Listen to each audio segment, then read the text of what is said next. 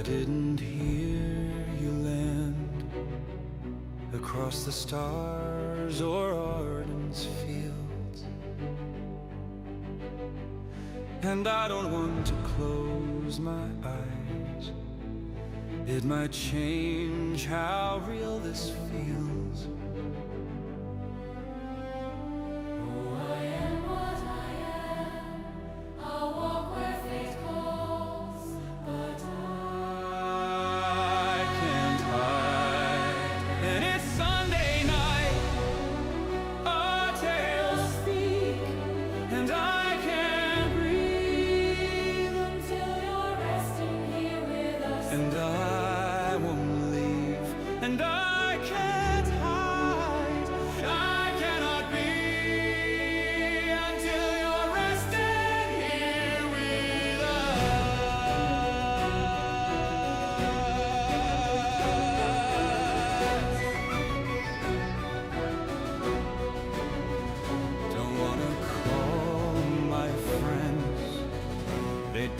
From this waking dream, and I won't leave this map, risk forgetting what we've seen.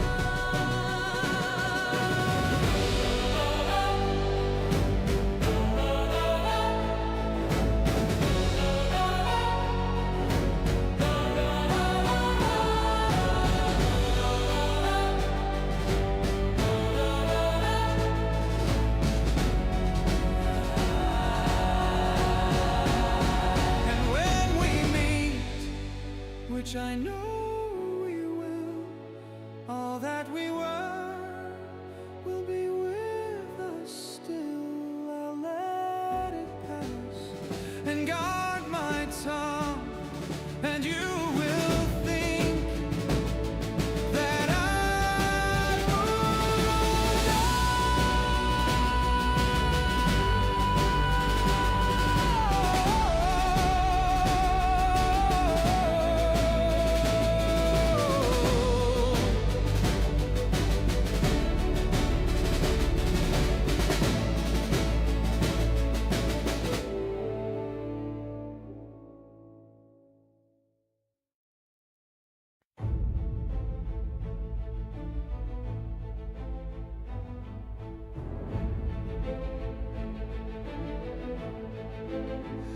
I didn't hear you land across the stars or Arden's fields,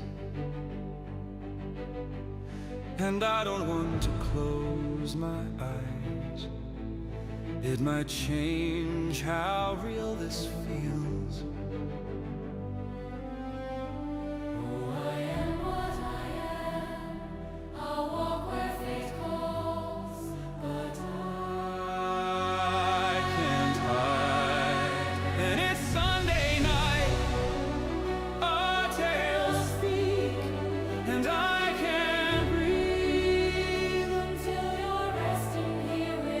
And I won't leave, and I can't hide. I cannot be until you're resting here with us.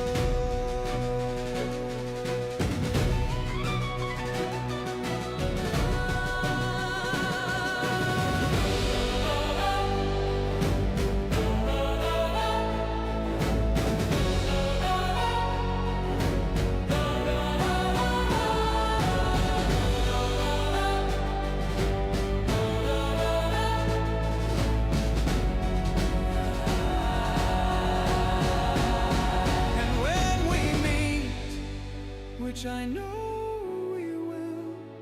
All that we were will be with us still. I'll let it pass and guard my tongue, and you will think that I moved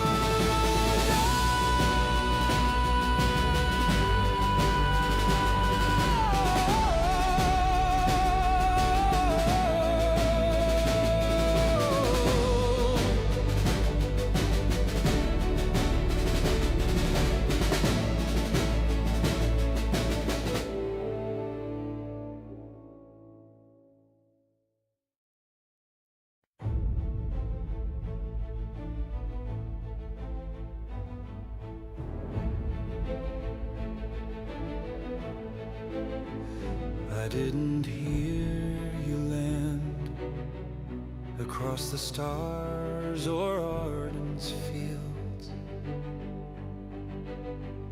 and I don't want to close my eyes.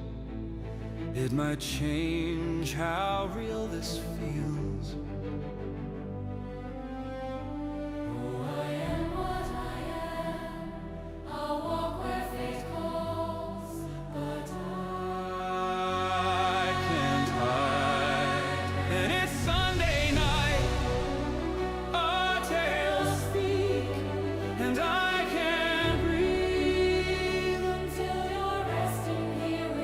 And I won't leave, and I can't hide.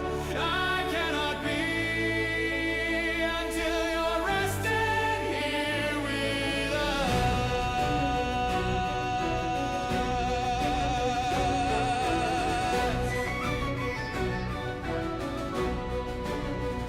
Don't wanna call my friends, they'd pull me from this waking dream.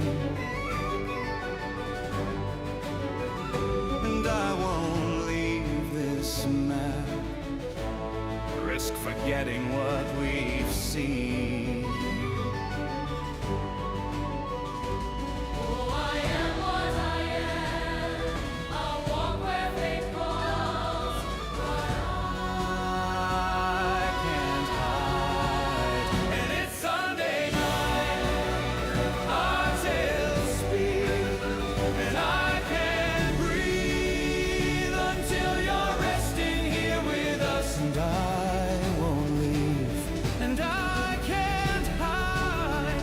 I cannot be until you're resting here. And it's Sunday night, our tales speak, and I can't breathe until you're resting here with us. And I won't leave, and I can't hide. I cannot be until you're resting here with us.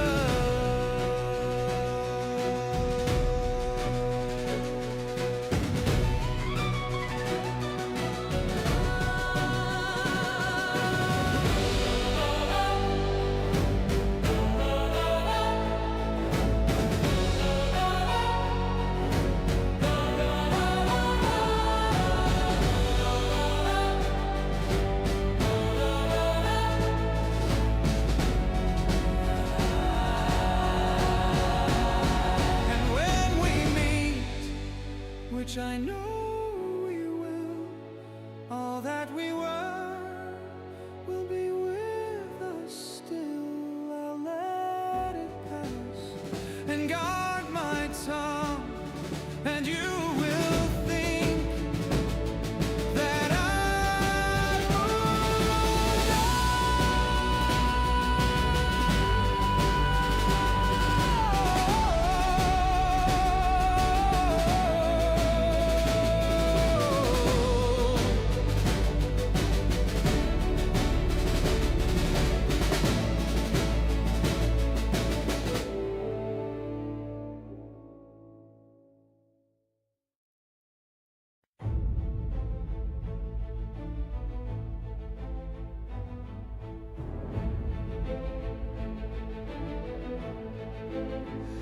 I didn't hear you land across the stars or Arden's fields.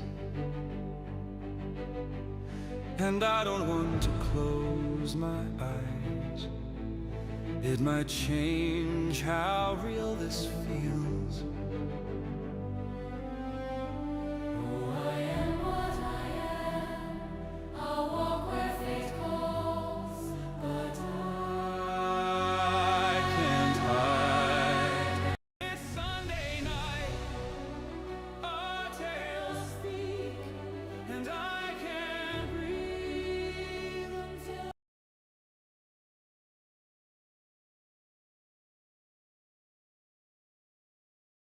All right. There we go. Hello, and welcome to Edge of Tomorrow Gaming. I'm Sersei, and with me, as always, is Nahele, and this is Tomorrow Talk. Today, we're diving into our DaggerHeart Session 1 experience, and we have a very special guest joining us, our very own Tonili, also known as Arve, also known as Shroomy, the Wood Elf Fungal Ranger we all adore. How is everyone doing? I'll let you speak first, Arve. Oh, hi, everybody. Welcome, has already been said. Doing pretty good today. Nice, bright, sunny day out here in New Mexico. And I'm doing fantastic, as always. Love to hear that. It is not a bright sunny day here in Alabama, where I am currently. It is very much not.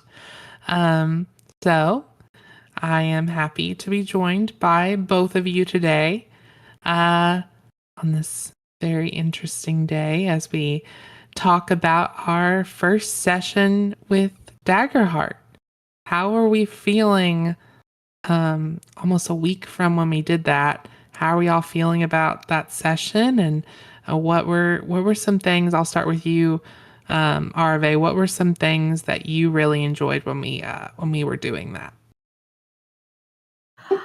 I have to say, I really enjoyed everybody getting into the characters. It was so much fun. The dialogues, the funny parts, the antics. That was the key point to me. And of course, the trying to talk to grass. And I know we will definitely be talking to much more as we continue our journey. I definitely enjoyed getting into character with Thistle. That was a lot of fun, and also seeing the our other friends get into their characters. You know, we definitely had some very fun experiences with that. I'll actually let Nahele kind of give a little bit of his impression and see what questions he has. Well, I can tell you that my first impression with DaggerHeart so far is a positive one. We play Star Wars Edge of the Empires as well, which is a narrative-based system. So for a lot of us, going into DaggerHeart is kind of like going on the same boat ride, except it's a little different as well. From what we've experienced thus far, it feels very much like D&D, where you have reactionary rolls, and then depending on whether you succeed or not, you get information. I think the only difference is that fear and hope die. Obviously, the first session, everyone probably filled out their hope. I know I filled out my fear. But so next session, you guys will be starting off with a full hope bar. I'm assuming most of you will. I think Vaeryndel used hope more often than a lot of the rest of the group members because he was really enjoying the festivities, enjoying the games, being part of it, really getting into his character's competition mindset, which was pretty awesome to see. Probably actually has the most winnings out of all of you, including items. So that's something to consider, that his character put himself out there and got rewarded for it. Thistle did win the pie eating contest, which was great. The smallest party member managed to win the pie eating contest, which was that was phenomenal. But then seeing Vaeryndel, the tallest party member, joining in on a dancing competition that was also quite humorous. Watching you guys engage with the world and listening to the rumors and deciding to follow those breadcrumbs has led you guys into a little bit of an investigative mode where you're now starting to like comb the small farm community and trying to unearth like what the heck's going on. Why are the oxen making weird sounds towards cliffs? Why are there grayish black patches within the grass? Why are the waves and currents around the island going in the opposite direction? Why is the sea life acting weird? Why is there a shadow in the eastern fields? There's a lot of stuff going on that you guys decided to follow up on, and now you're getting a bit of an additional story element outside of the festival, which is very cool. Those rumors were just in place to see if you wanted to go along with them or not, and you guys went along with them. So far, you guys are unearthing something that has a mysterious element to it, which was that's exciting to see too. That it's less guardrail-y than our Star Wars version, because I think in our Star Wars version, you guys have like an external force driving your characters. You have the Republic, you have the Jedi, you have all these political powers that are kind of like steering your narrative, whereas you guys are just hearing like whispers or seeing things or just engaging in general, just in the environment, and thus that's driving you towards your narrative cues. Because it could have been very easily that you guys just heard a rumor and were like, whatever, we're just going to focus on the festival. And that would have been session one. But session one, like I said, you guys broke up into pretty much two teams towards the end, with one team going towards the coast and one team checking the eastern fields. But then they're now heading back into the town proper. And then the people along the coast are heading towards that direction. But I have a feeling Thistle and RV want to talk to Seaweed or something. For my last impression, but overall, really good experience. And I just kind of gave you an overall summary of what happened. So there you go. Yeah, it was a lot of fun. I think for me, I really enjoyed my character kind of likes to get involved and also loves food. So that pie eating contest was a no-brainer. As soon as she smelled food on her nose, she knew, okay, I've got to go do this. And, she was prepared to go in there, chipmunk form and all, to beat everyone out. But of course, that might not have been appropriate. So she, transformed back to her little self, her little 3-foot halfling self. And, she was not at all intimidated by, the mountain basically beside her, Vaeryndel character, who looked like he could eat the people that were all beside him and half the crowd. But she was just like, yep, I'm here and I'm going to have a good time and I'm going to eat all this up. And she, she did. The rolls really worked in her favor there. I was worried for a minute. I was like, I'm not sure how this is going to go for her. But she won out at the end of the day. She never failed a roll, I think, till the end when everyone else had already failed at least once. So she had done really well. So that was a really fun experience. What was for your character specifically, RV?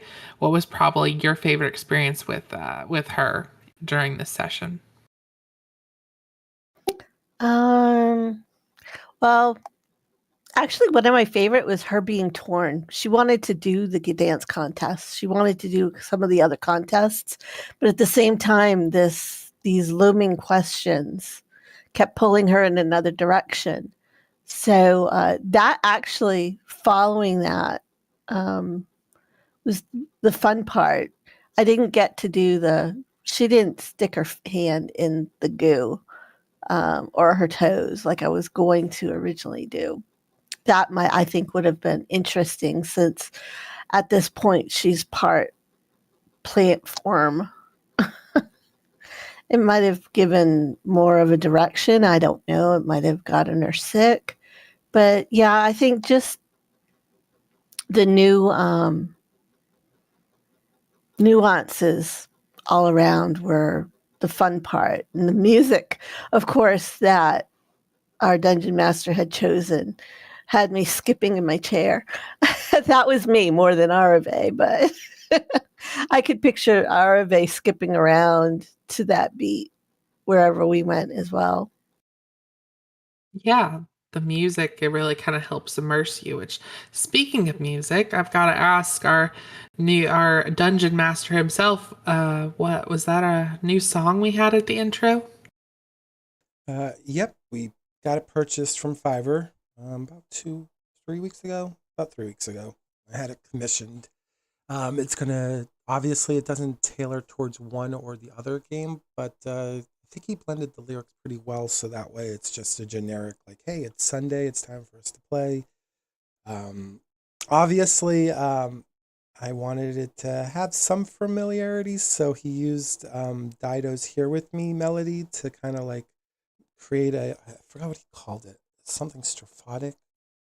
It's a technical term saying it's a it's a composer term that means that you take the melody of a song, but you recreate it with new lyrics and composition, and you make it your own. It's not a parody because parodies are kind of like you're making fun of something using a current melody, and it's not quite a cover because he's not singing one to one. Obviously, the instrumental choices that he used is completely different, but there's some you can hear the melody of "Here with Me" by Dido in there. But most of the lyrics, actually all the lyrics are his own, just tailored more for us. So yeah, it was worth the purchase. He also created a 90-second segment so that way we can use it in short form too. So it was worth the purchase, I think. Plus, it's for us. Like I feel like the big thing with our streams, it's all about us. It's great if people want to share with us the moments and want to be part of it and want to engage us. We would love that. But in the end of the day, this whole thing it's really we're just doing it for us to have fun and have a little record keeping so that way a couple of years from now we can like, oh my god, remember those pen and paper days? Yeah, we remember those. So it's all for us. But I feel like if you're gonna do anything for yourself, it should be done at the best quality that you can do it, and just embrace it fully. So Yeah, yeah, and I love the new kind of song there because I think it's again it kind of just builds on the immersion we're getting into with these sessions, which has been a lot of fun. It's been a lot of fun doing our Star Wars RPG, which we're gonna be resuming tomorrow, so we have a lot going on in that one. And then we have our DaggerHeart, which is still very fresh to us, and our characters are still very new. Um, and what I enjoyed with the last session we had with Daggerheart was just seeing the personalities of the characters come out. Seeing Bremia's character is a good example. The other halfling in the group. She's out there and she goes into I forget what it was. She was in the town square, I think, looking for apples, candied apples or something like that. And I think she encounters like an actor or a theater director of some type. And there's almost a whole performance that happens there, where she's deemed Princess Applebrook and she plays along with that. And I thought that was really cute. And then we have Vaeryndel character who, definitely does not come off as some kind of very creative character. He definitely comes off as more of like the jock type character. And, he was over there getting all the little pieces to create his outfit for the dance that he was going to do and performance he was going to do. And it's like, wow, you're really seeing these characters develop in real time and seeing they're a lot more than what they seem to be. Which is funny because I feel like, we have my character as an example. I feel like my character's kind of, she is who you see. Like she didn't have a lot hidden. She didn't hide a lot. But you have these other characters which might seem a little bit more reserved, but when they actually are out there in the world interacting, you see more of them. And I think it's just a real treat to be able to see that creative part. For those who are following our Star Wars campaigns, you can kind of see our characters are very different between different campaigns. Varellis, the character, is the same player who plays HX, and those characters could not be more different, especially if you watch our last DaggerHeart session and our last Star Wars session. You see very different characters, even though it's the same player. So I like to see how that diversifies and how the story continues. But that's just my little 2 cents. I'll let Arve or Nahele come on and add anything they like to and ask any questions. Well, actually, I have a question for both of you. So, having gone through the paces that you have, and since it's you two in this discussion, specifically you two, what drove your characters to actually go towards the western fields, towards like the animal pens? Like, why was your character drawn to that rumor, and what was going on in your head as you were walking over there with this dwarf trying to also butt in, kind of like in the middle of meeting you guys in the town square? Like, can you go over meeting the dwarf, then heading into the fields, and what were you guys, is your characters trying to like do, and what was motivating you to do it? I will say for Thistle, when they were entering the town for the first time before the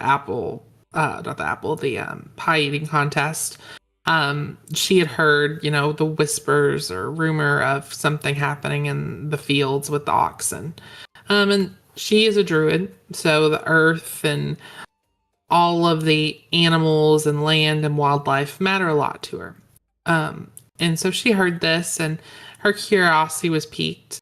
Now, her curiosity was very piqued when she heard about the pie eating contest, so she can't let that go. But I think after she had her fill of that, she was kind of wanting to follow up on that curiosity.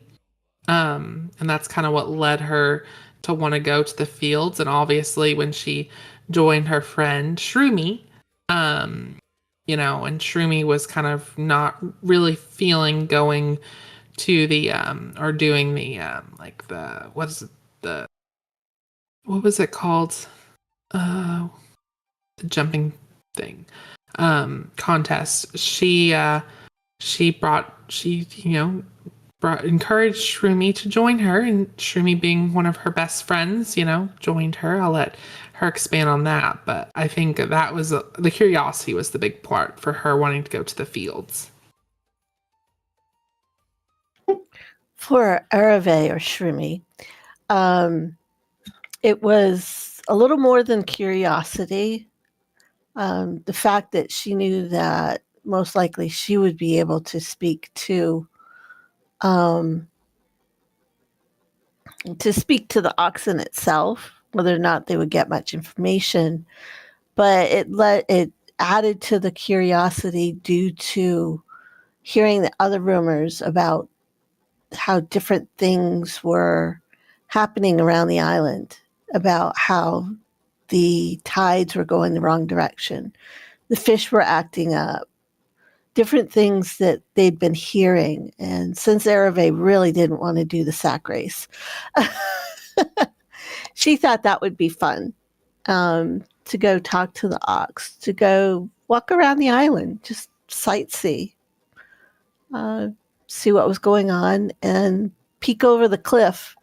She's not as introverted as you might think, even though she's half or a third Fungar.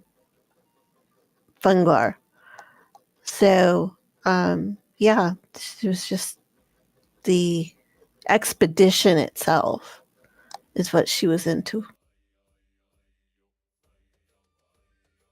Nice. And actually, I pulled up some of your guys' character sheets. I wanted to specifically look at Thistles for a moment. She actually uses one of the first abilities of our campaign in our first official session. Session 0, I believe it was Bremia who used one of the first abilities. But in our session 1, Thistle used something called Nature's Tongue.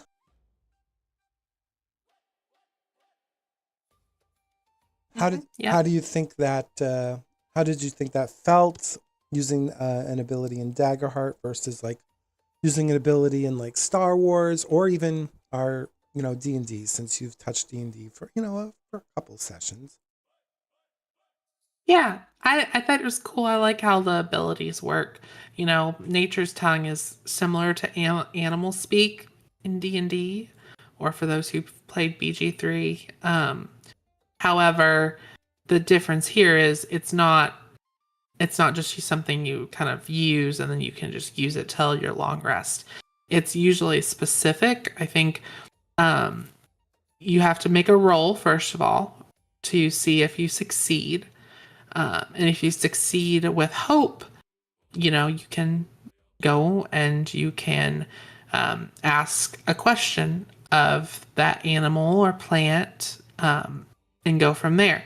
If you succeed with fear, then you might be limited to what answers you get. So there's kind of that's what I like about the hope and fear part of things, is that you could still succeed, but you might not get everything you get like with a hope, or you might not, or there might be some kind of cost to it. And I think adding that to it kind of adds a layer of depth to every situation. I know we had a lot of successes, but we also had a lot of successes with fear, which kind of opens up, a whole nother level of narrative. What I also enjoyed with this ability too is it's got the ability, you get additional things based on your environment. So Thistle, being a druid, if she's in a natural environment or a field or a forest, she can get basically perks with that, a bonus to the roll and so forth. So there's those nice kind of tidbits of how that works. And then of course being a druid, she's got other abilities too, like her beast form, which she started off the session is a chipmunk. And with that, she can transform into, right now, just into a level 1 kind of animal, basically. But as she progresses, those animals change. So she was a chipmunk. If she continues to level up as a druid, she could become a pretty fearsome legendary beast at some point. And that would be quite something for a druid. But yeah, and there's also variety with a lot of the skills. Like for the beast form, if I mark a stress with her, then she can, transform, or she can spin the hope and not have to mark a stress. And hope is one thing with the halflings that they get at the start of every session. They get at least 1 hope. So that's a nice little perk that the race has as well. So yeah, it's a lot of fun. I think the only other ability I really used during that time was they have an ability, because she is let me see, she has an ability as a druid, Wild Touch, and when she uses Wild Touch, she can kind of do minor interactions with nature.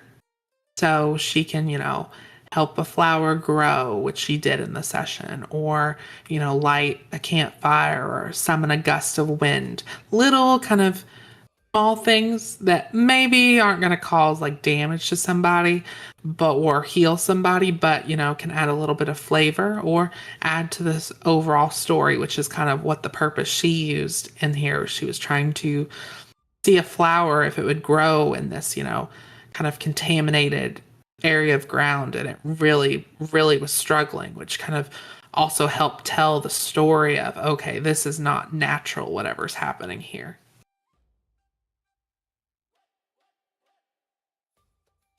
Yeah, and I noticed that you must have spent some of your hope. I'm looking at your sheet now. Yep, I definitely spent hope. And the nice thing is, though, I'll get to the start next session, I'll get to add a 5th hopes, start off with another hope. So I will have almost full hope bar when I start. So that will give me a lot of freedom when I begin to start the session. Either I could, go on and spend, I think, 3 hope, and I could go on and transform into an animal, or I could save that and use that for healing or what have you. I don't even have to do a roll to be able to spend that right now. So that's the nice part of the system as well.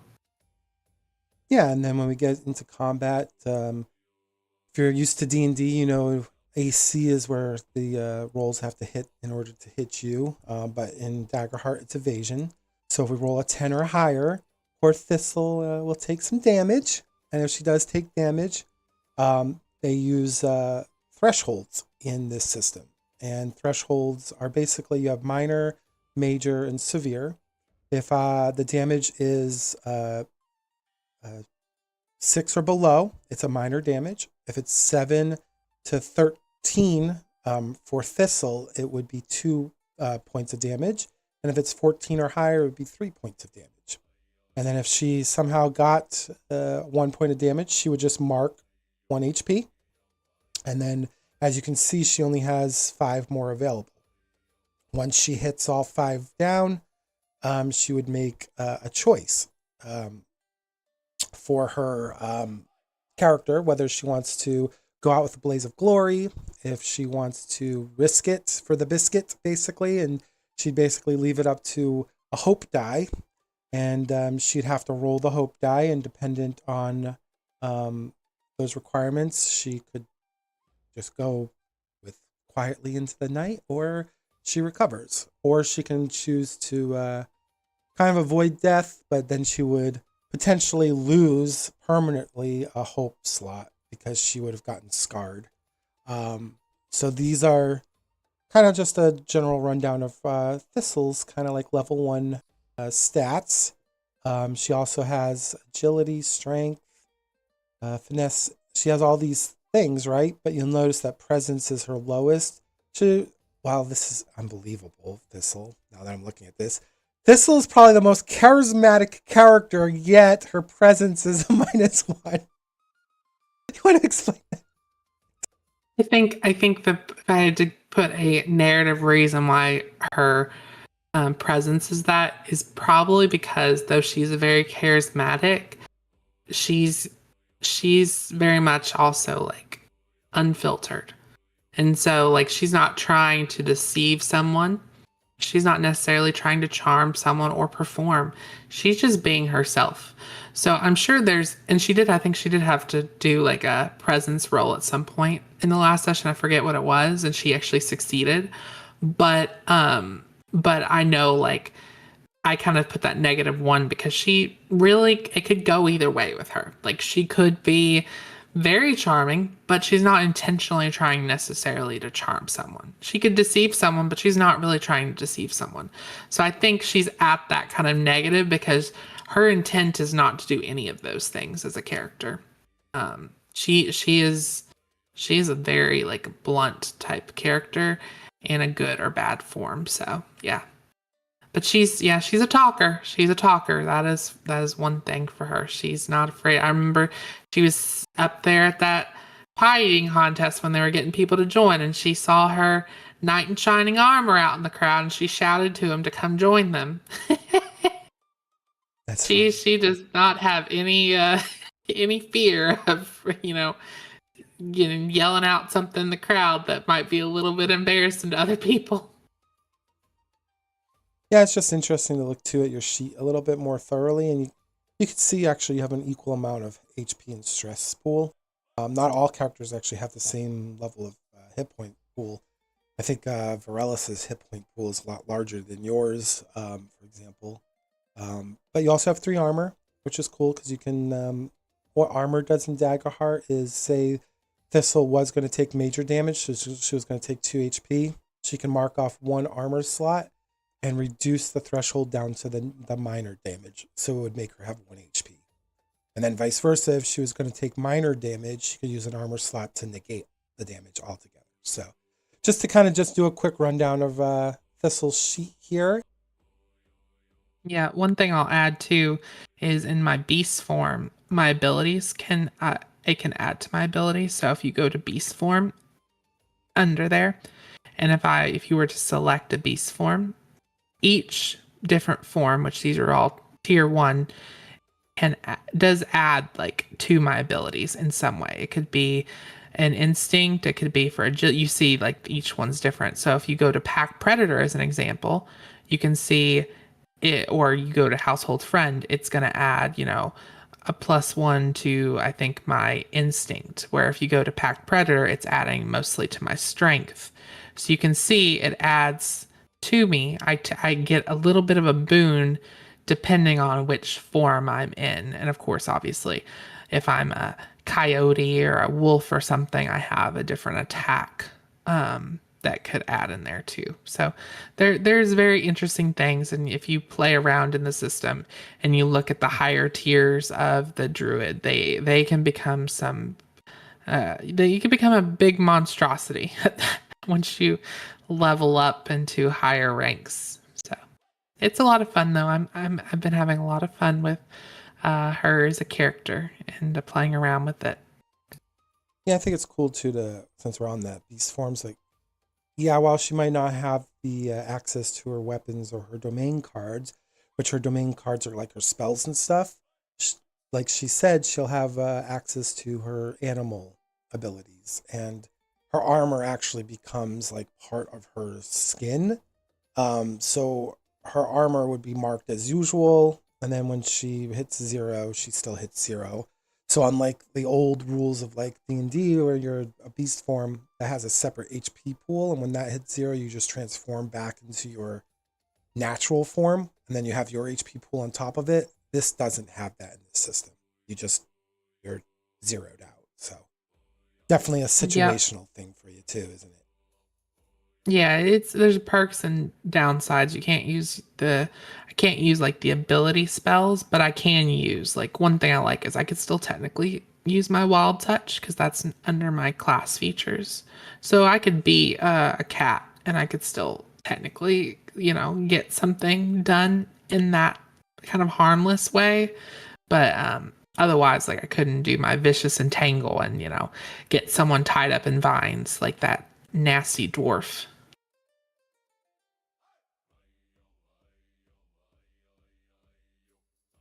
Yeah, because I don't think it says anything about your features, so you might be able to use your Druid Hope too, which is nice. Because that's part of your beast form. Yeah. That's very cool. Like, the Druid's going to be a very fun class to watch. I can't wait to see how you grow and play that class as you're getting more of those domain cards available to you. Yep, should be a lot of fun. Very neat. And we can look at this RFAs for a moment here. Let's see what yours does here. RFA. Just gonna pull that up.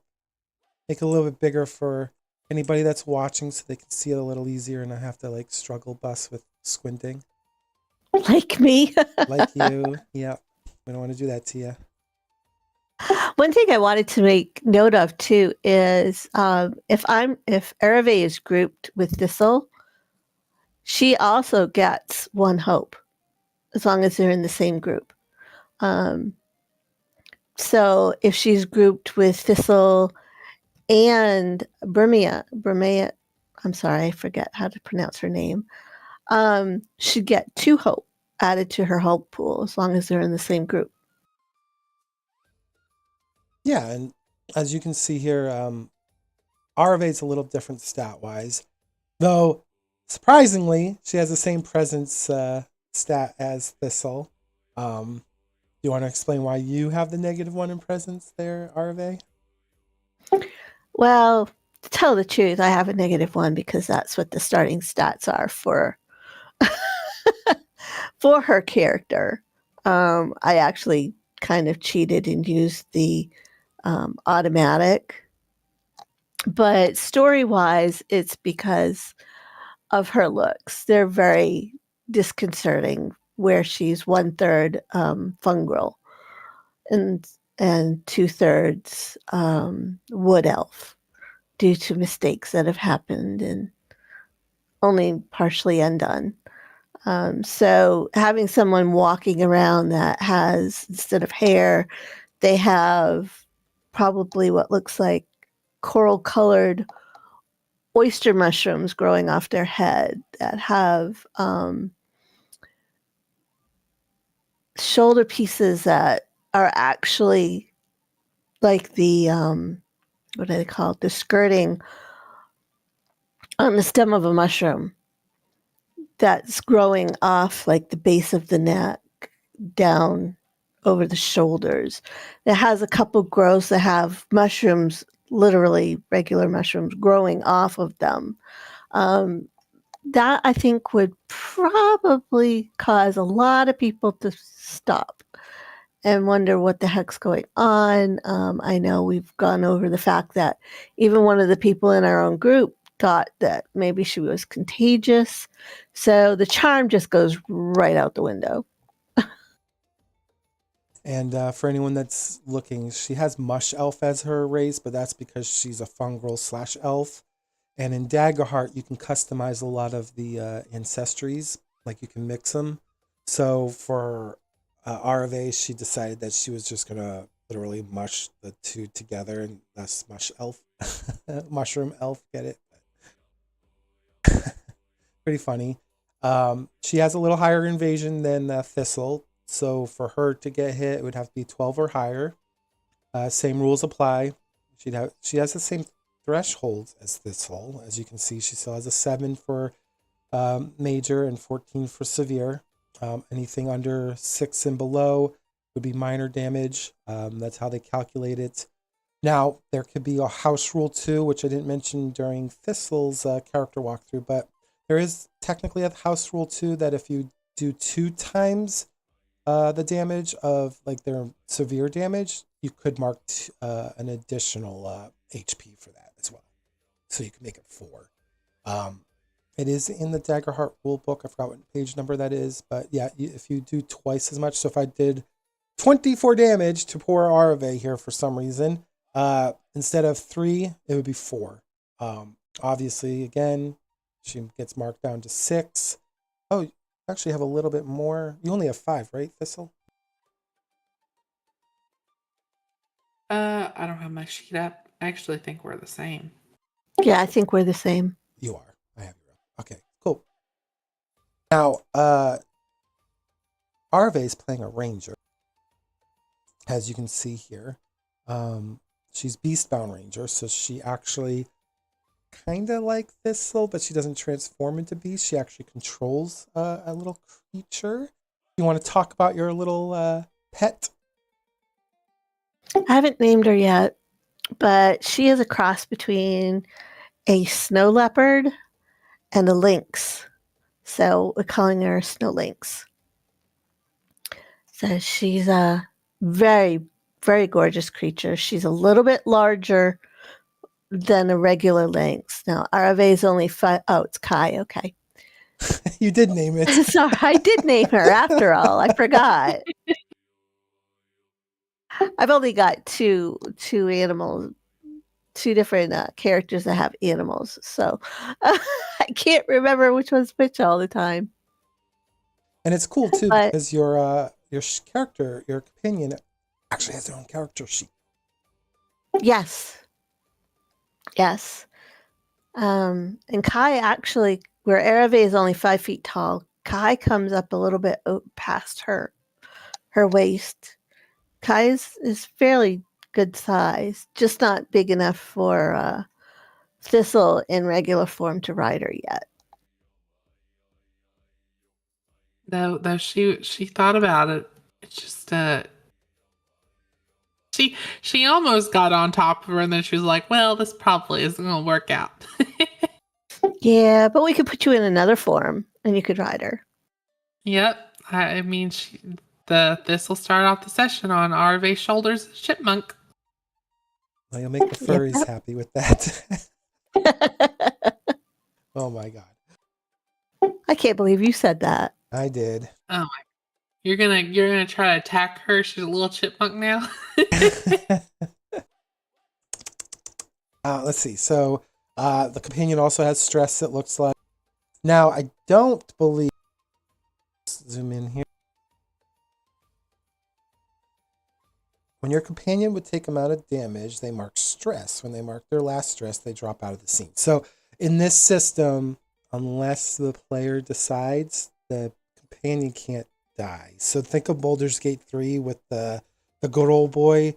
What's the dog's name again in Baldur's Gate 3? Scratch. Scratch. Think of Scratch. Like, you don't want Scratch to die in Baldur's Gate 3, so it's kind of probably that same situation here.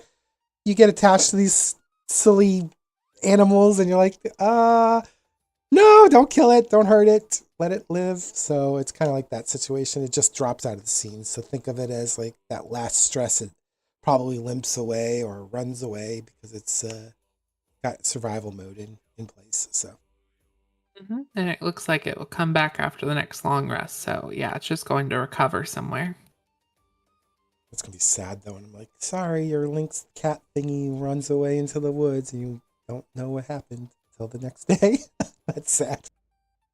Aw, poor Kai. Well, I mean, you probably could in character have, say that as she hits her last stress, Arabe, calls for her to run or go to retreat or recover, whatever. So you could probably make it so she knows she's off safe if that makes you feel more comfortable with that. So it isn't just like her pet just ran away because it's gonna return, but it's just, it's really bad hurt. Right. It would act like a normal animal and run off to lick wounds, whatever. Yeah. And you also, it looks like for your cat, if your cat happened to get 3 stress, it would take 3 long rests to clear it, all the stress out. Yeah. Or I could probably heal it, or we could heal it probably. Yeah, she could probably use one of her, call these downtime actions. She could probably use them to apply like clear stress. If she takes that twice, she can clear her stress and maybe her pet stress. So she could do that too. It's good to know. Yes. So when you do double actions with your, right here, first one typically, like you can apply this to anyone. Let's just put it that way. So you could take this twice. So say you do 10 wounds, but you're full health. But say Thistle and Geller are hurt, but they want to focus on other things. Maybe Geller wants to focus on downtime, and maybe he wants to clear his stress, and maybe Thistle wants to do downtime as well, and maybe she wants to also repair her armor. Then you could spend your downtime helping them heal. And the why this is set up this way in this system is to encourage you all to role play during these rest periods. So it gives you a little bit more cooperation even during these rest periods. Short rest, you can't do the work on project like you can in long rest, but you can do like prepare. Prepare is a little different. Prepare, you do have to do it for yourself.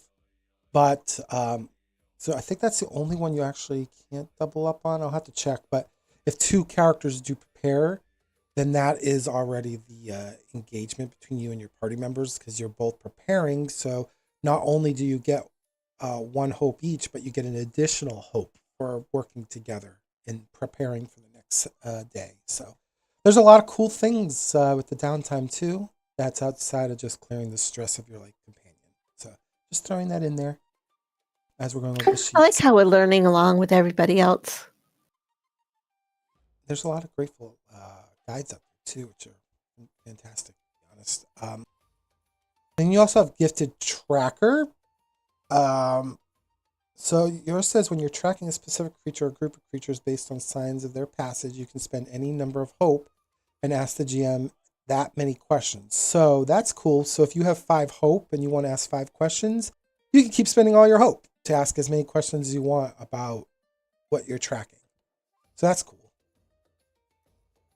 Yeah, it's very helpful too. I haven't tried it yet. I was going to last session, but the question that I wanted was answered. So I think this is cool too because it doesn't look like you necessarily have to roll. You just say you used your Gifted Tracker ability to track a creature, and then you can just ask these questions based on how much hope you spend.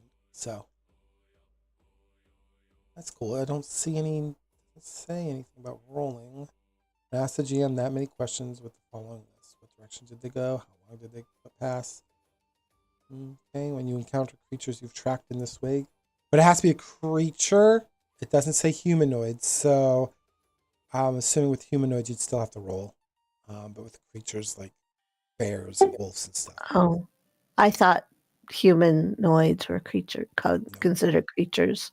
Not in this one? Okay. No, not in D&D either. D&D actually has different classifications for monsters. There's humanoid, there's monstrous, there's animal, there's all that kind of different classifications, and creatures would be like creatures. You wouldn't be able to track like Thistle with this ability, but you could still use your stat up here to navigate. You could use instinct to roll, and then we could try to find her. So Right. Okay. I'm maybe later on. I haven't checked all your ranger abilities, but maybe there's a later on ability that lets you do humanoid. But this specific says creatures, and I would not count Thistle or your party members as creatures or any human. So I count myself as a creature. yeah, no. Even fungrels are not creatures; they're humanoid. And you also have But I like too, it says that when you encounter the creature that you've been tracking, you gain the +1 to your evasion against them. Yep, but you should, because you've been gathering information about them, so you should know a little bit more. Then you have hold them off, so you can succeed on an attack with a weapon to use the same roll against 2 additional adversaries with the range of the attack. So when you succeed on an attack with a weapon, to use the same roll against. Okay, that's cool. So if you rolled a 16, you can spend 3 hope and use that same 16 to hit the other targets. That's neat. That's a good AoE attack you have right there. That's your big Nice to know it's an AoE. Yeah, it says against 2 additional adversaries. It doesn't mean that it's going to necessarily hit them, because what if the other adversaries have a higher evasion? But at least you can attempt. Exactly. Then you got Nature's Tongue, which Thistle already explained, which is kind of cool that you both have that same thing. Just make sure. I remember when Thistle asked if she was in a natural environment. Make sure you ask that, because when you activate this on your sheet, it gives you a bonus to your roll. So. Oh, okay. But you have to, and additionally, before you make the spell cast roll, while within a natural environment, you can spend a hope. So if you were in like a building, you couldn't do this action here, and you couldn't click this either, because you're not in a natural environment. You have to be in a natural environment to get the bonuses. So Gotcha. that's why Thistle asked that, probably more so because she needs to make sure she can mark this off and potentially use hope. So Yeah, I wasn't sure what you defined as natural, because you could she was in a field, so you can count that as natural, but some people might say it's not. They might view natural as, okay, you need to be like in a forest, or you need to be like in an area that's not like touched by, people, and that could be a different version of natural. Or you could say it's not a natural environment if she had been in like a forest, but it was a forest that had all been contaminated by some kind of magical corruption, and maybe that wouldn't be considered natural. But yeah, so that's why I asked it. yeah, no, that was a great question. Yeah, farmland, you're still in a natural environment. There's nothing like unnatural by it. Sure, it's tended by man, but it's it's still all naturally growing. It's still a very natural process. There's nothing like obscure about it. But yeah, I think the example with like if you were in a forest that was highly cursed, or maybe there was something that was not making it a natural place, then you wouldn't get that bonus. Or if you're on a ship, or in the middle of a house or a castle or a fortress, even though there's ground under your feet and that's very natural, you're still surrounded by towering stone walls and stuff. So Which the fun part about that is asking that question kind of also gives information, because if I had done that in a forest that was corrupted and I asked if I was in a natural environment, because I can, and you're like, no, then that answers a question itself. Would not also a natural environment possibly be if it's somewhere that, say, what we want to talk to is not native to that environment, even if it's a natural, quote unquote, environment. As long as the environment is nature based and there's not a heavy, I'll use that keyword. I think as long as there's not a heavy outside external force to it, like human production or humanoid production or a curse or something that's influencing the environment around you to not be natural in nature's terms, then you can apply it. If it's the opposite and it's heavily influenced by all those things, like a curse or humanoid hands or reshaped to not be natural, even if it seems natural, then that would not be natural. Like a garden. A garden in the middle of a palace is well groomed, catered, and tended to. That would not be considered natural because it's surrounded by man made things. It's curated. Okay. One thing I just want to make sure it was said how I understand it. So Tony's Ranger's Hope, the one where it's, you succeed on an attack with a weapon, to use that same roll against 2 additional adversaries, you can spend 3 hope and use that. So she doesn't have to roll again on that. She would just spend the 3 hope and she could use her successful weapon roll against 2 additional adversaries. I think that's how that reads. It is. But what I'm saying is if the other 2 adversaries have a different evasion, she might not hit them. Like if they're different creature types, she could still try it, but she might still miss them because she doesn't know what their evasion is. Yeah. I mean, if she was in, let's say she had 3 enemies and they're all the same type and one's DC is 12, then most likely the other 2 DCs are going to be 12. And if she rolled a 13 and she used that, she most likely is going to, be successful on those. But no, if you have an enemy that, okay, you have one, again, that she just beat and it was DC 12, but then there's a boss in the battle and obviously their DC is not the same, then yeah, you probably would fail with that same roll. That makes sense. Mm-hmm.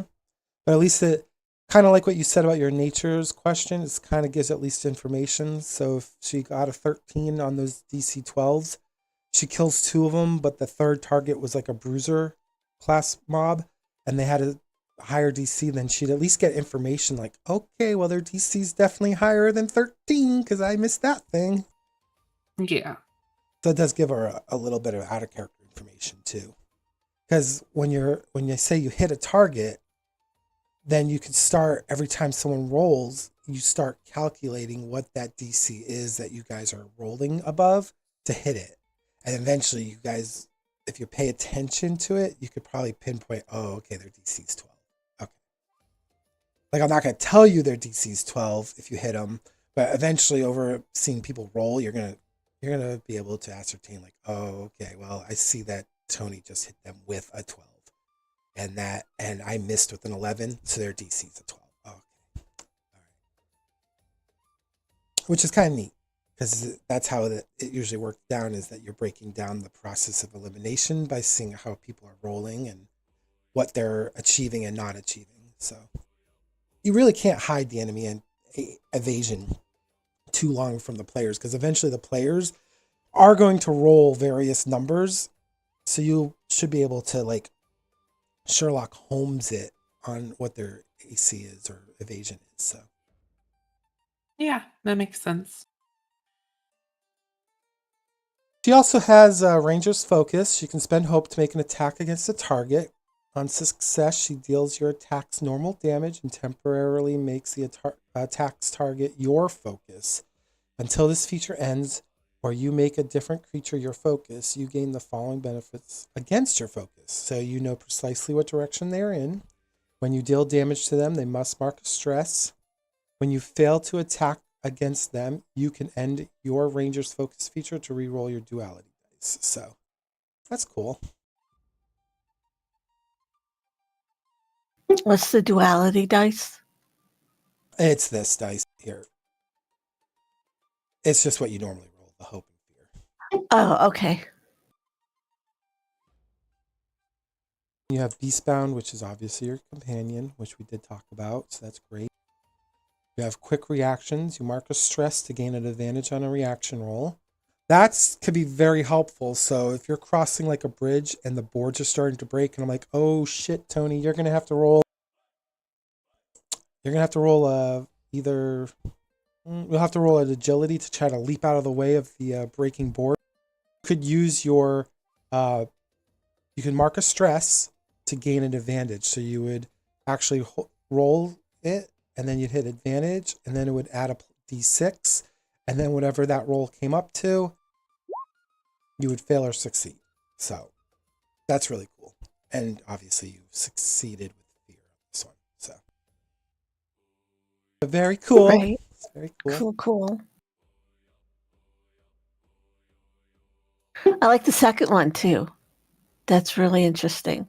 The death connection. Oh yeah. Under the your mush mushroom. shelf. Yeah.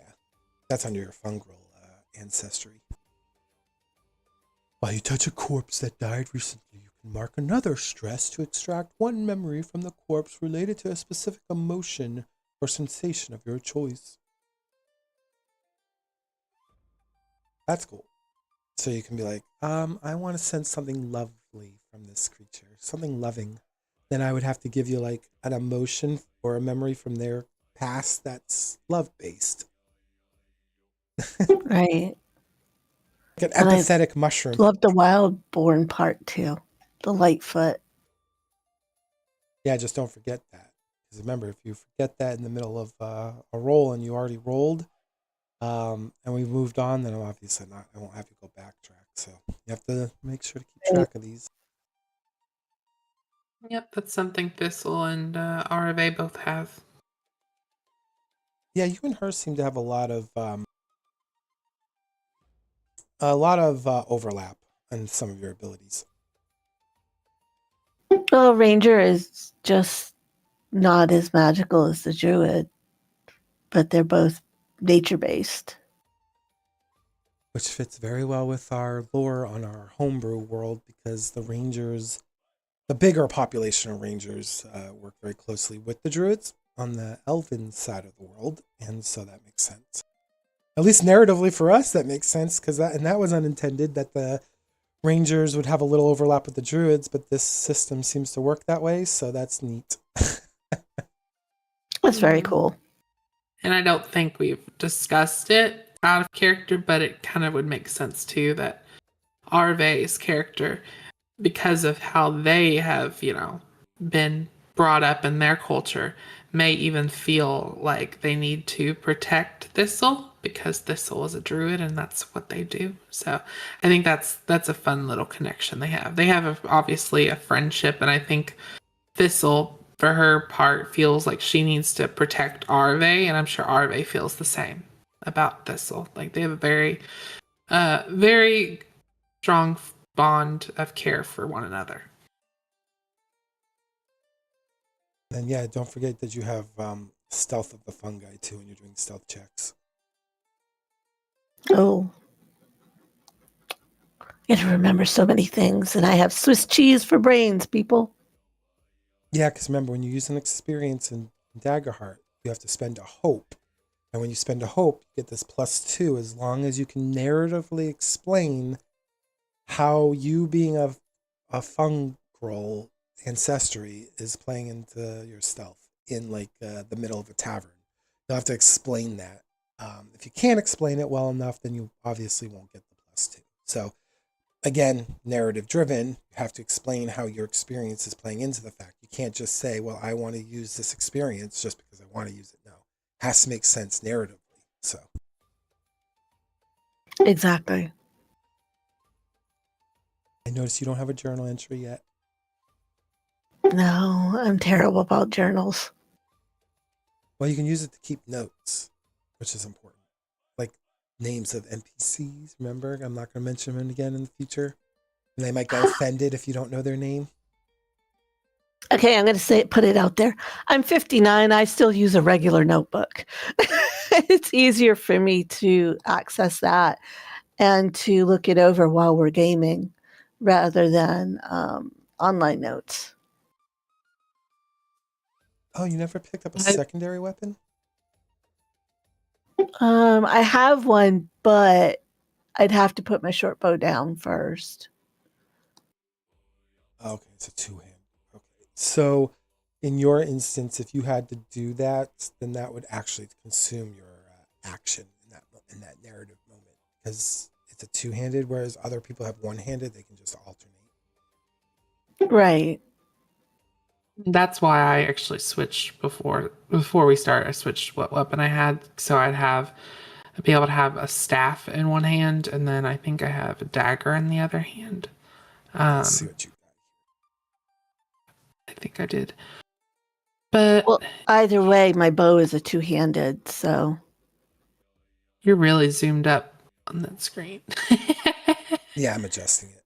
For some reason, it reset. So I have a small dagger yeah, as my secondary. but you have a two-handed bow, so that sacrifices Right. your action to switch it out. Oh, that's what's her name's? This is our That's Thistles. Thistles. See, Thistle Bramblebrook. Yep. Yep. She's the friend of the mushrooms, her experience, and looking on the bright side as her other experience. Yeah, I forgot there was a delay with the stream, so you're like, that's really zoomed out. I'm like adjusting it while you're talking. I'm like, oh no. There's like a 5 or 4 second delay there. Yeah. But yeah, you got a small dagger and a short staff, which is cool. Mm-hmm. And then your proficiency, it actually tells you start with 1 proficiency and increase this value to the maximum of 6 over the course of a campaign.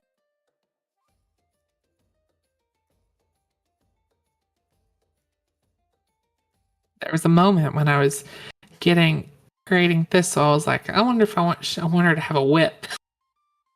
Thought it would have been funny if this little halfling had a whip. I know, I was bummed no one chose like a weird weapon. I thought about it. I really did, but then I was also like, she wouldn't have technically, like, it doesn't use, like, I wanted to try to use like a weapon that would work with her proficiency. Like instinct is big on her, so that made sense. The dagger is more or less just a dagger, so it's not, so I could at least have a secondary weapon. But the whip, I think, is, yeah, I don't think the whip would have worked, unfortunately. As much as I thought that would have been really cool, it just didn't make sense. I went through the same conundrum. I wanted to use a whip so bad. I wanted to use a whip for ages with different characters, and it just never fit. It's like, but now especially I could just imagine, Hervé with all her accoutrement and accidentally hitting herself with the whip. I think we both say, I think me and Arve's characters share Sage as one of our domains. I think that's the similarity between the Druid and the Ranger is Sage.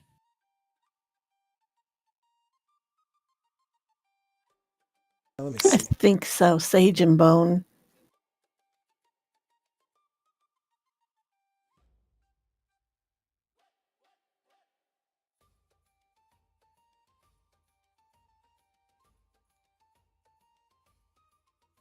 Let's see what you got here. I'm just gonna adjusting these on live is very cumbersome, but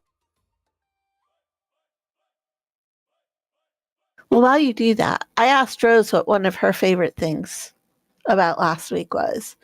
And she said that she really enjoyed the contests, especially the pie contest where Thistle won next to Vaeryndel, was the best part.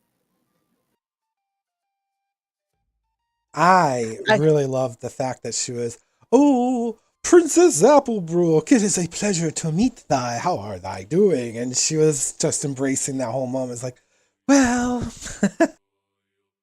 I agree. Rose made it one of her acting in that point, and enjoy and embracing the children and getting them going all through the different parts was so it was so wonderful. She also said that she enjoyed the ox. You did a great good job with the ox's voice and the munching. yeah, I'm no professional voice actor, but I'll have fun with it. I think that's all you can do. I think a problem with a lot of people that do stream their stuff is they're trying to cater it to everybody else, but I think the big takeaway is you just have to have fun yourself. And if you are having fun, then hopefully people watching you will have fun because it'll be more genuine. I think if you're just trying to put on an act and trying to be something that you're not, I think it just comes across that way too. So I do the best I can with my voices, but I will be the first to admit I am not good at it, and I will be tripping and stumbling it over all the time. I think Thistle is actually one of the best people at their accent. I feel like their accent is very well done. So Oh yeah, it is. Well, it's gonna be a lot of fun just because now you have Thistle and Arve's character, which can talk to plants and animals. So you've got a lot of voices to make up. yeah, Rose said she can't wait to hear how all the other animals that we talk to sound. I want to hear what the plants sound like. I mean, some of them. I think Rose's explanation on Discord the other night was you talk to a blade of grass and they'd be like, "Hey, you, get off my cousin! Get off my cousin! You're killing him!" Like that'd be funny.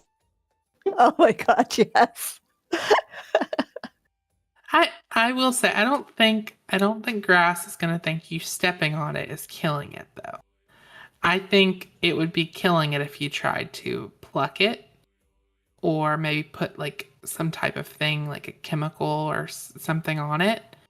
But I think stepping on it might just be like, "Ah, you're on top of me, get off," like that kind of thing. Less so about like you actually trying to like you're killing it actively. Right, but just standing on it, it could be very upset and insulted that we did not take into consideration that it was a living plant under our foot. Yeah, I think that's one thing. That's probably one reason she probably would not wear shoes very often because it'd probably be less difficult and she could just, having the blades of grass, between her toes and stuff. Kind of one of those things where she's like trying to not cause a whole lot of commotion. I can't picture her talking to grass anyways because of the guilt of that. You're stepping on them. Yeah, I don't think she talked to grass necessarily. Um, she talked to flowers though, and talked to mushrooms and all of those things. But I don't think she'll talk to blades of grass necessarily. Yeah, I mean she could, but I don't think it's probably she probably.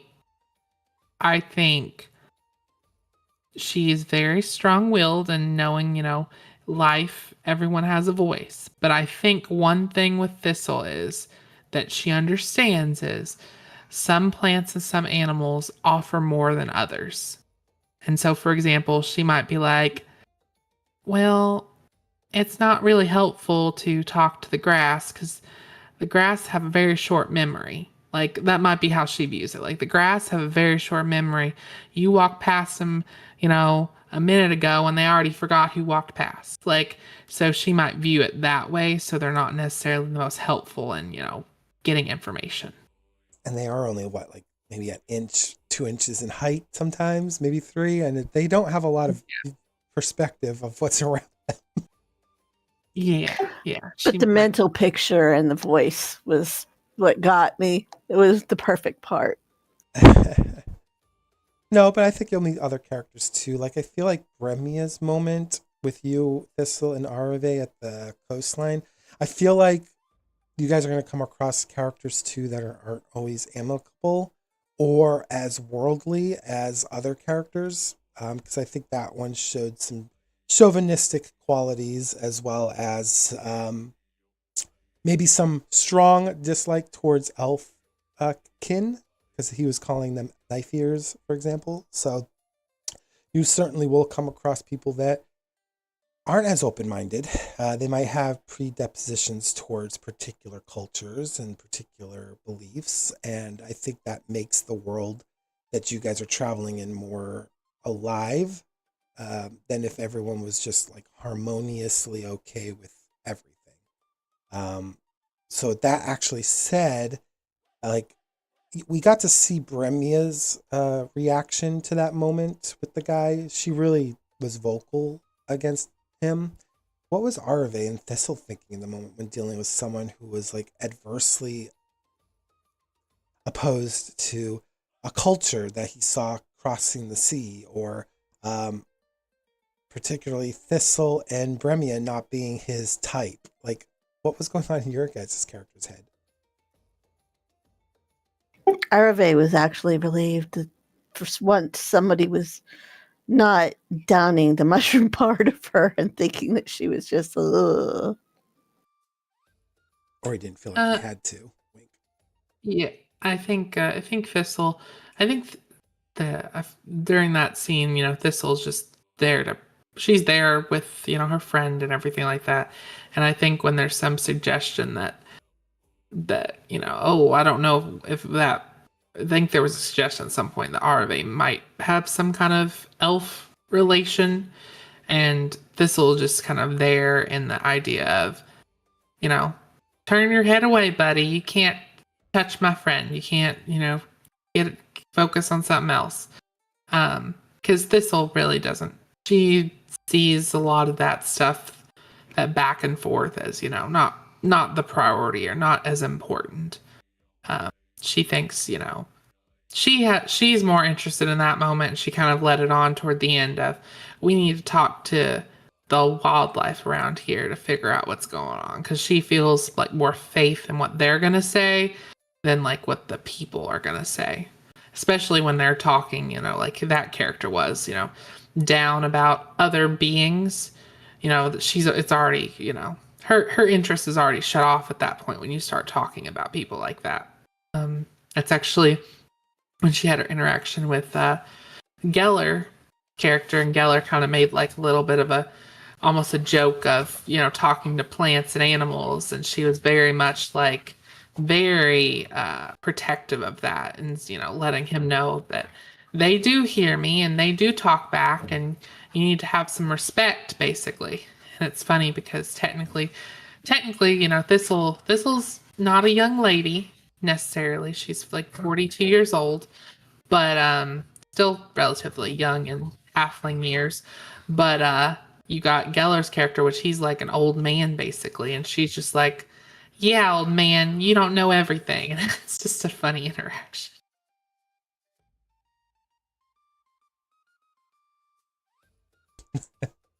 Yeah. Yes, we attack you all the time because you're old. There's older people than me. I know. That's why I get to tease you about being old. But yeah, it was a fun interaction, and I'm looking forward to seeing more of that. Bremia is a very interesting character because she takes that stuff head on. Like, she was taking those interactions, with people kind of talking about small people.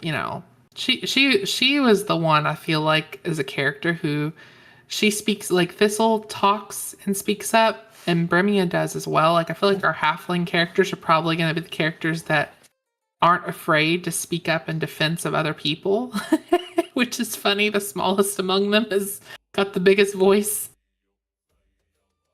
I mean, I think Vaeryndel is certainly one that might not speak up against other people, but he will certainly go to their defense. Like on that boat ride, he was already marching towards Geller when he lifted you up in the air.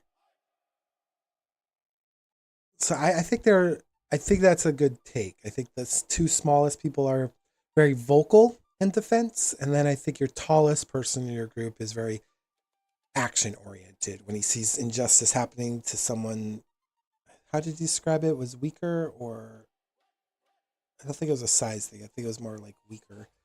He takes up Yeah. arms. So I think he had said smallest among us, but he didn't mean it as smallest. He meant it just like as more weaker. yeah, that's how I took it too.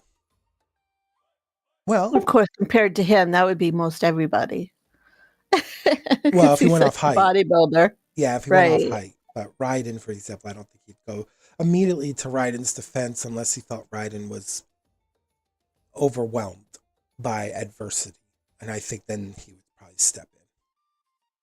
Like I don't think he'd Probably. let Raiden just take 5 people on by himself. I think he'd jump into that. Oh, I agree with that one. But with that said, since we're getting close to the hour mark, or a little over actually, what are your guys' insight, or what do you feel is going to happen into the next day when you guys finally rest? What do you think potentially could happen, and what do you think of this Vaeryndel character? You met her on the boat briefly. You guys at least heard out of character what her interests were, and out of character you kind of heard what she was up to on the island potentially. What do you think's going to be happening in the next scene? I'm not going to comment on this obviously because that would, but I want to see where your guys' thoughts are going. I'm a little concerned on the OOC side. Not too worried in character. I think we're going to see Ereve actually start blossoming and speaking up for herself more. But the gal that we met on the ship, knowing OOC that she's inquiring more about Ereve, sends up quite a bit of red flags for me as to whether or not she's going to try to either kidnap Ereve or take samples of Ereve or what's going to happen. It doesn't sound like it's going to be a good a meeting if they meet up.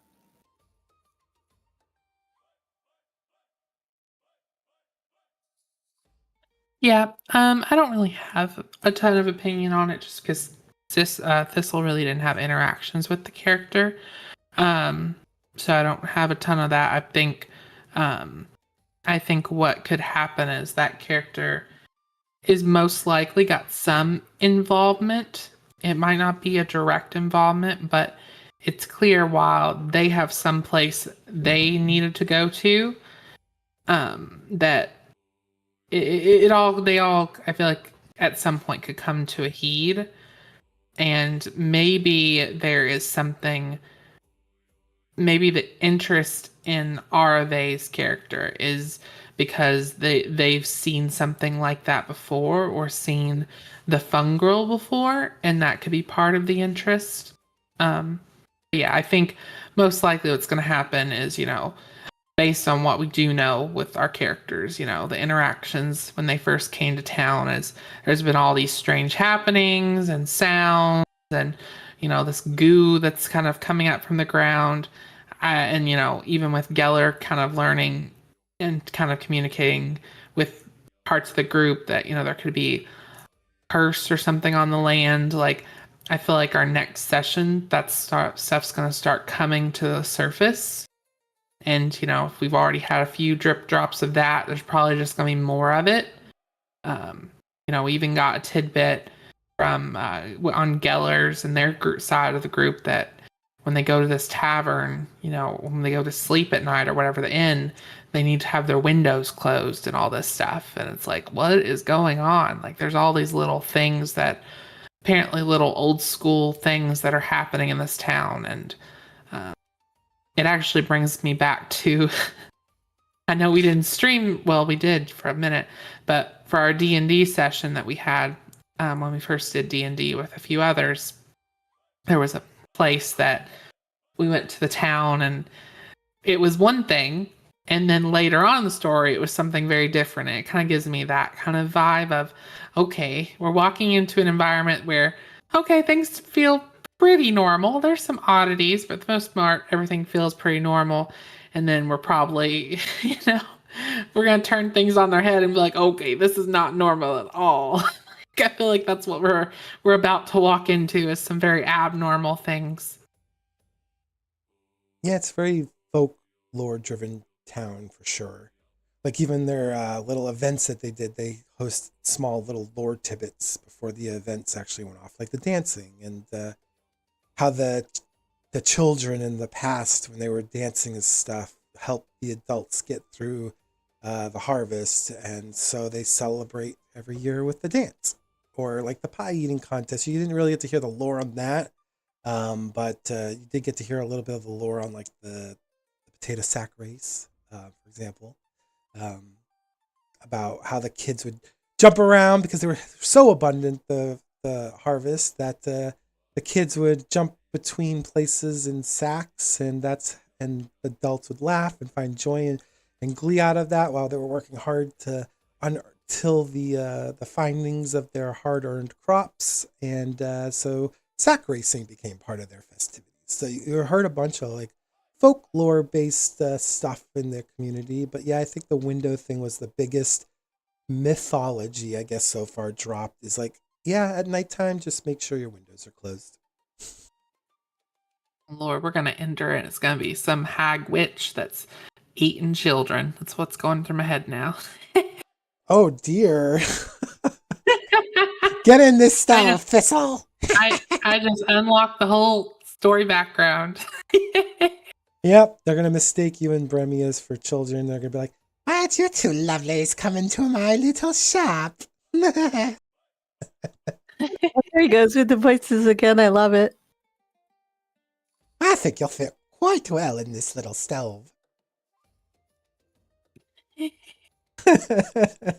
Oh goodness! But You yeah, could be a I little think- muffin. What? You could be Oh the my God. mushroom cap. Yes, lovely. Oh my gosh! Practicing your voices. You're gonna have lots of voices. That's for sure. You've had to do a couple of those with Star Wars, but I think it's gonna get worse with this.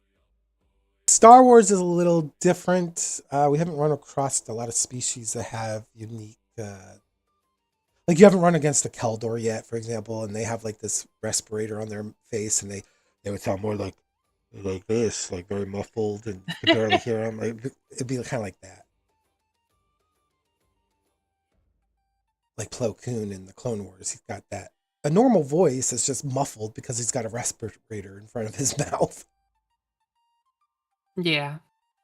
I haven't come across Which that. that's actually a good pivot as we close out. We got a big session tomorrow, which we're going to be following the other three characters that we really didn't follow as much the last session. Yeah, I guess that's a good question for Tony, who will play Ula. What are you looking forward to with that? Whether or not my character survives. I've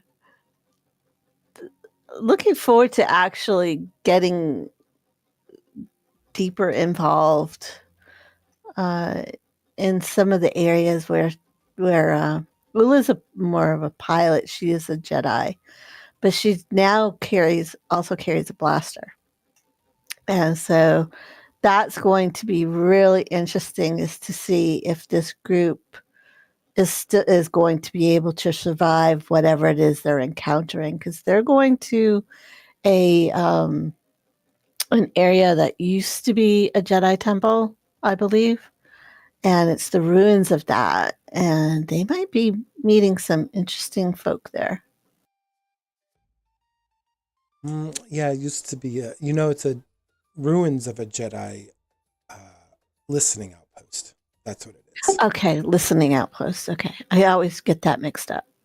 There's still ruins, and there's still probably be heavily Jedi themed, but when you go in there, it won't look like a temple per se, because again, that outpost was created a long time ago. And if you ever played Star Wars: The Old Republic, you know exactly which place I'm talking about on Alderaan. But it's this little cave that's nestled into the wall before the Pantier Palace area. But yeah, it was built to monitor Alderaan's the activities on Alderaan from a safe distance, and you briefly know what Carrick's up to, but you don't, because I don't think Carrick ever revealed to even Ula what's going on, what mission he has there. Nope, he has not. He's got to be the secretive one now. Yep. So that'll be interesting. And then, I mean, you guys already got attacked on your way there, so you're probably safe to assume there's going to be a little bit more aggression ahead. And how you guys proceed in tomorrow's event, it'll definitely determine the difficulty and the percentile of your success, because as I've been alluding probably for 2 weeks now, that someone might be hitting 0 HP, and it is a very good possibility that someone could potentially have to have a new character set up. So, because this is the first time you guys are in an encounter where there's a lot more combat potential than any of our previous events.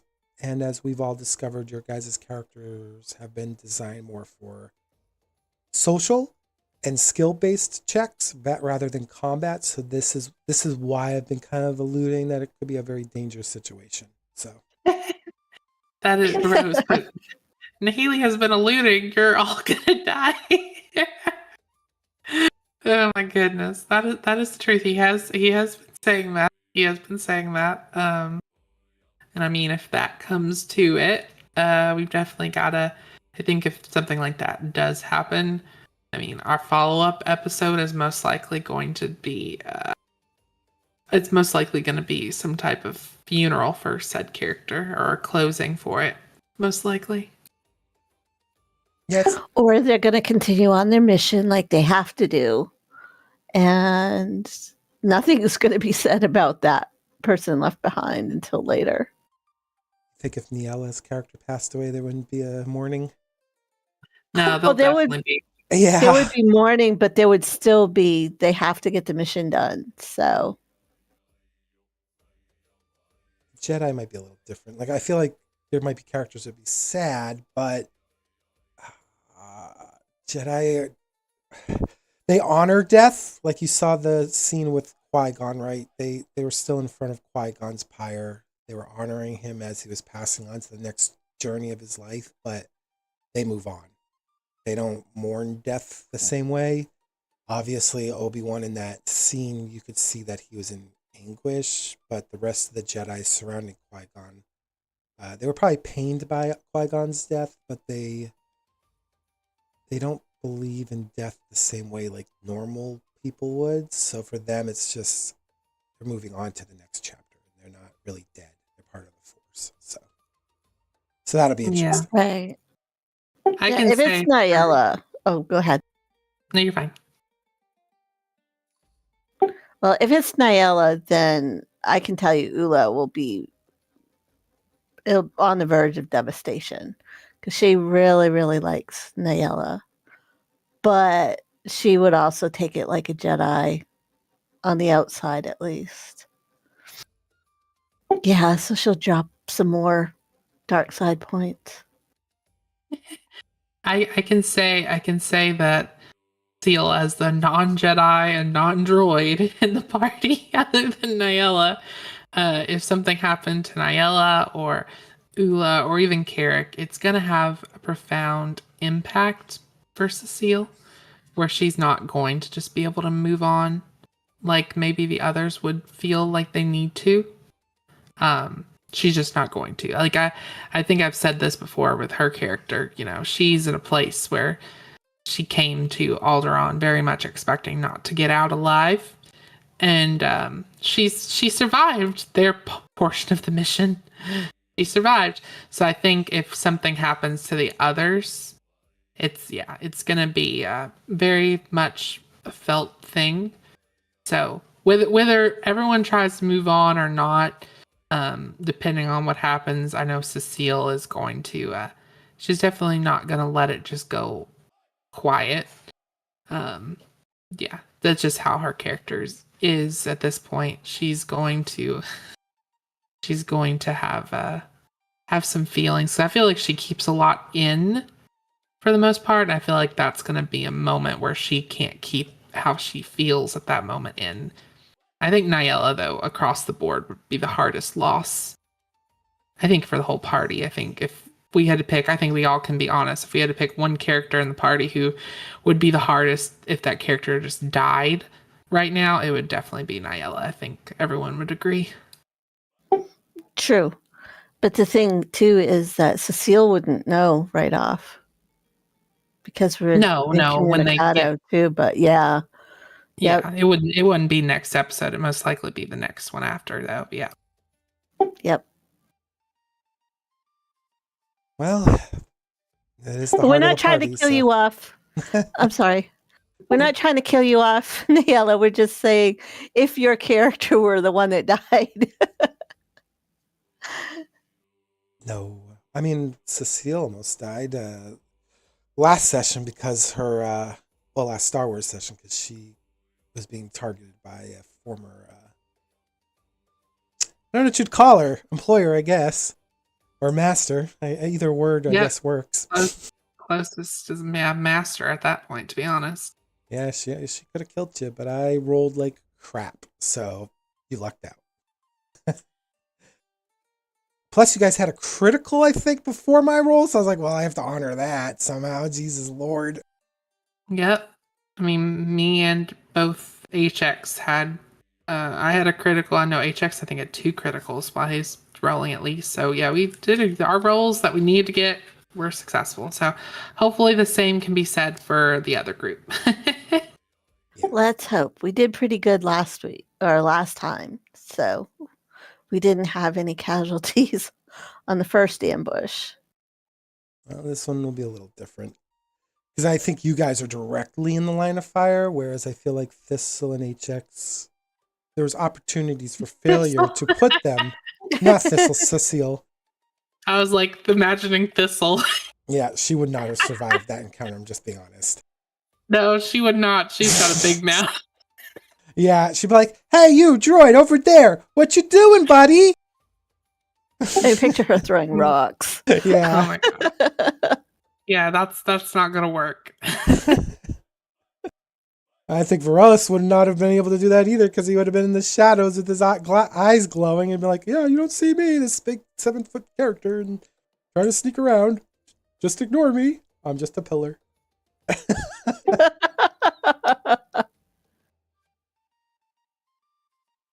Narve would have just stood out for sure in that scene. So. She would have pretended she was a mushroom growing on the mountainside. Not in a delegation chamber. How would you have done that? What? Not inside of a chamber, you wouldn't have. Oh, no. She would have used her bow and arrow on them. Yes, against armored individuals. That'd be very interesting. I know, right? Well, she hasn't gotten to the point where she has poison yet, so. All right. Well, I think this is a good place to end tonight's Tomorrow Talk. We will be meeting up tomorrow at 2 p.m. Central Standard Time, which is 3 p.m. Eastern Standard Time, for our Star Wars Edge of the Empire campaign. And we will be picking up on part 2 of Alderaan, where our intrepid heroes of Ula Tan, Carrick Maze, and Niela Nam venture into the old Jedi ruins of a listening outpost.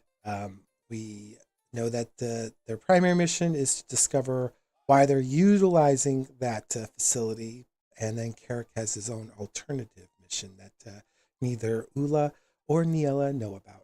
And then hopefully, if they survive that, they'll reconvene with Cecile and HX, and hopefully a little debriefing of their own will commence. But other than that, thank you for joining us tonight, and we will see you tomorrow. Thank you.